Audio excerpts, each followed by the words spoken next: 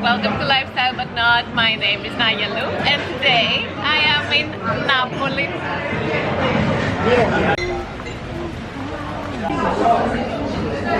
So for the first night we had dinner here at La Cantina dei Mille. Very traditional, very cool, the kind of place I always look for when I travel. It's right at the exit of the Garibaldi metro station, Linea 1 and Linea 2. This is Vomero, where we chose to stay. The atmosphere is much more relaxing. There are tree-lined streets, Art Nouveau buildings, and plenty of piazzas to explore, as well as boutiques, cafes, and restaurants. Also easily accessible. We are on Castello San Elmo, one of the city's most famous landmarks. It's situated on a hill with 360 views of the Naples Gulf, and it's a castle that dates back to the 14th century, if I'm not mistaken.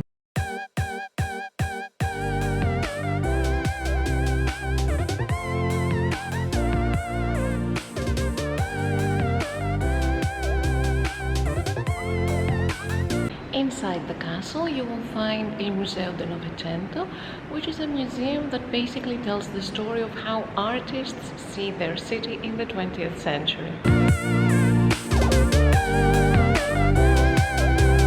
In my opinion, this is an excellent art museum, and to see this and the castle for €5 is a steal. Definitely come.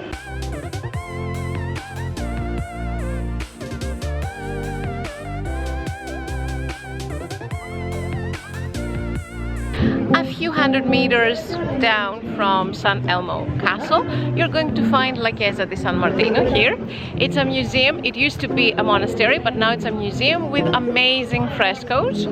And we're going, of course.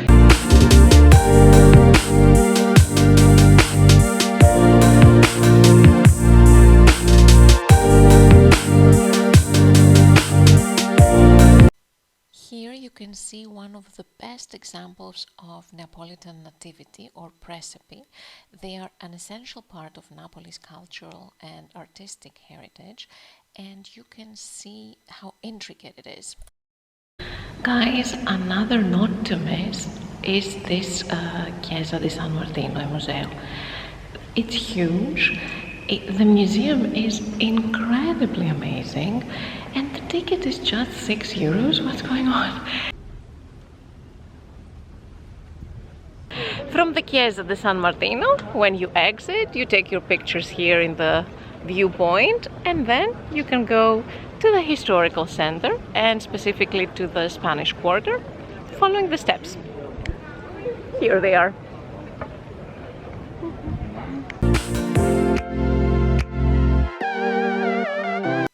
Quartiere Spagnolo is one of Napoli's most famous neighborhoods.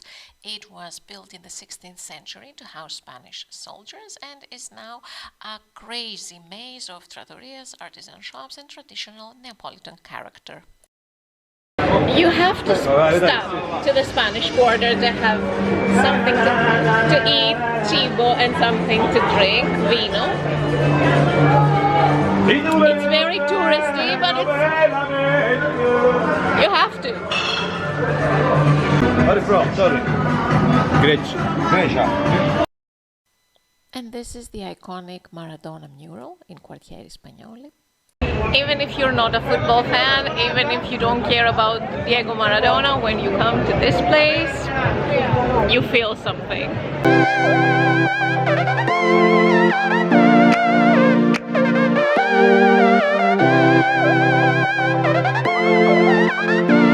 If you are agoraphobic, I would definitely suggest you stay away from Via Toledo, especially again if it's on the weekend, because the situation is utterly insane. Galleria Umberto is a stunning 19th century shopping arcade.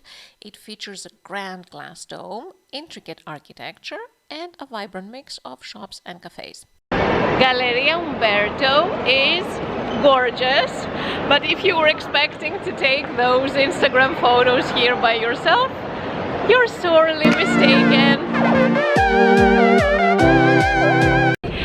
We are now in Piazza del Plebiscito, which is like the beating heart of Naples. This here behind me, I have to read it, it's very difficult, is the Basilica Reale Pontifica San Francesco di Paola. And over here you have the Palazzo Real, which is like the most enduring... Am I showing you the right thing? No. Wait. This is Palazzo Real, which is the most enduring symbol of the Spanish conquistadores in Naples. It was actually the home of the Spanish royal family when they were in Naples. So after exploring Piazza del Plebiscito, we took a passeggiata along Via Partenopea, or the Napoli seafront promenade. It is a scenic walk that offers breathtaking views of the Bay of Napoli, Mount Vesuvius and Castel dell'Ovo, and it's one of the most picturesque spots in the city, also for people watching, since it seemed like everyone in Napoli during sunset was here. Take a look.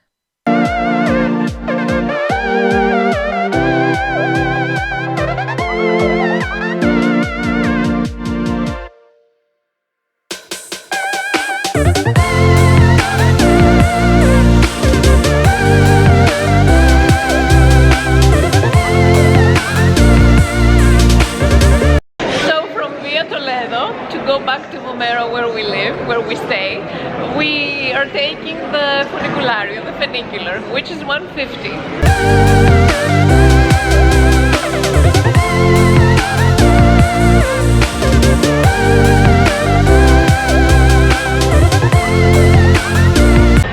Another restaurant recommendation for you, coming straight from a Neapolitan guy I met on Instagram, but also from me because I tried it, is this place, Da Corrado. It's very old-fashioned. We were here for seafood. Normal prices, not very expensive, not cheap, but you can tell that the guy on Instagram said every Napolitan that is like really Napolitan has eaten here once in their life, and you can tell by the people that frequent this place and also the staff.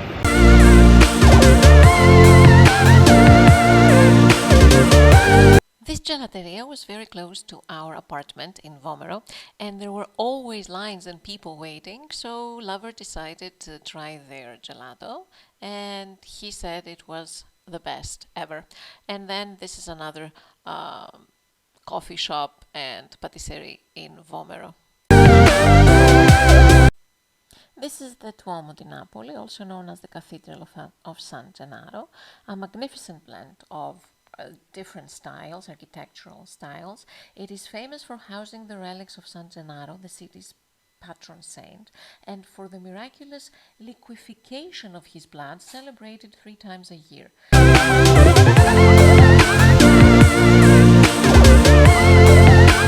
Strolled the quite touristy Via dei Tribunali to get a glimpse of the weird souvenirs. I just saw toilet papers with the faces of people that people here don't like, and also to eat Napolitan street food and admire the beautiful churches along the way. Napoli is very famous for the catacombs, the underground network of streets, and like whole cities are underground. There are like 4 or 5 places you can go and see different ones. We chose the ones in San Lorenzo Maggiore. The ticket is €9. If you want to join the guided tour, is €2 extra, but you can just scan with your phone and have an audio guide as you go.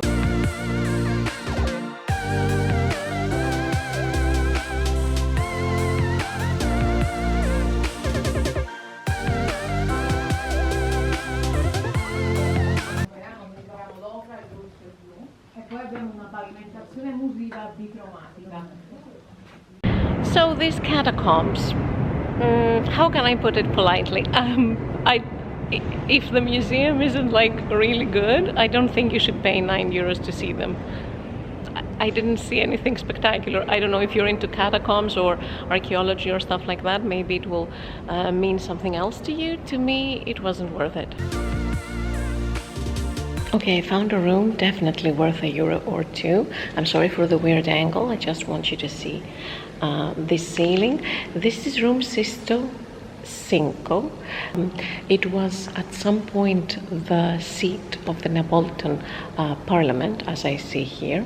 But what's important is that on the vaults you can see the 7 Christian virtues surrounded by 4 minor virtues. Let's see some of them. Autorità, costanza, gratia, benignità, misericordia, and here you have cortesia, gratitudine, fermezza, perseveranza. This is quite interesting. Another room worth a couple of euros is the Capitol Hall, where you can see frescoes depicting monks from the mid 17th century. Yes.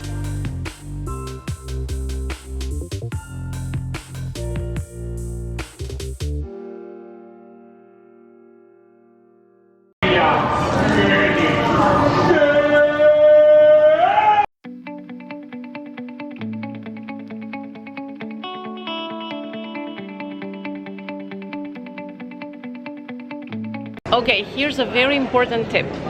Book your tickets for Cappella San Severo early, because I got here thinking that I could get my tickets today and get in today, and the lady told me that they are all booked out for today and tomorrow. So yeah.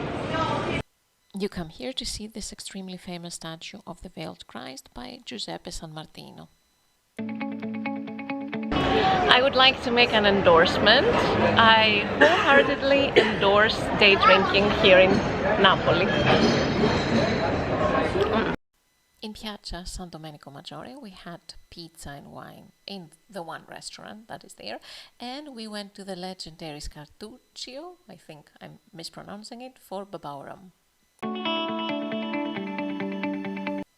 After that, I visited the Gothic church and monastery of Santa Chiara, which is known for the amazing cloister, very peaceful, very serene, which is adorned with colorful tiles, Portuguese style, depicting landscapes and scenes of everyday life, and not church life, which was very revolutionary for the era.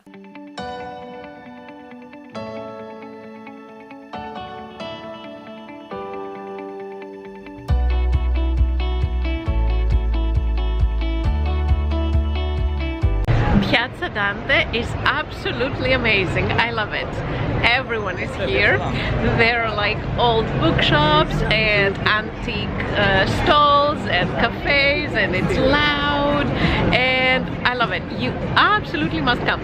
And Piazza Dante is where Porta Alba is, this one here, which is like the official entrance to Centro Storico.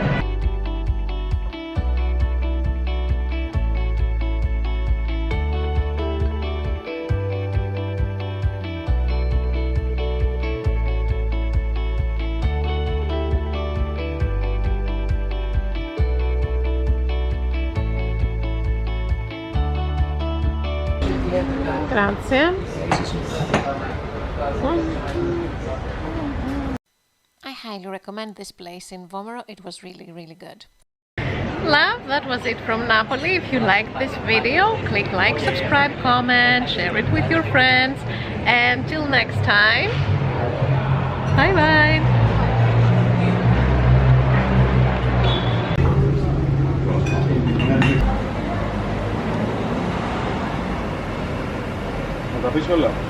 Another restaurant recommendation for you is the Osteria of Donna Teresa in Vomero. It's an osteria that stands here since 1913, and the concept is very simple. You just go in there, there are 8 tables, 2 ladies, one is cooking, the other is serving, and she just asks you to choose between 2 antipasti, which is like the primero, and then like the main dish, which is fish or meat, and she asked which part of the of the animal you want to consume. The fixed price is 20 euros per person with wine or whatever you drink. And it has a very authentic feel. I wasn't crazy about the food, nothing special. I mean, I'm Greek, so I have this sort of food even better. I can make it myself or have it at home. But it's like the, you know, the thing. It's a thing you do when you're in Vomero.